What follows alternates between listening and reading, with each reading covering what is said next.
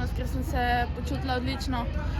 Verjela sem vase, verjela sem, da mi danes lahko uspe in nekako potem samo mi ni steklo. Napake sem mogoče nabirala eno za drugo, kljub temu, da sem se vmes poskušala osredotočiti ponovno na se in mi je nekako uspevalo, ampak ne vem, očitno ni bil moj dan. Misli že uhajajo na izločilne vožnje kakšnega krosa? Ne še, zdaj moram najprej sem tole še razmisliti, potem pa seveda popoldne naredim plan za jutri in jutri je nov dan, tako da grem do polna. Kakšen je plan? V bistvu, začenja se, niti sami najbolje ne razumemo tega sistema, ampak verjetno vas vleče kar daleč proti koncu tekmovanja. Ja, želja je seveda vedno.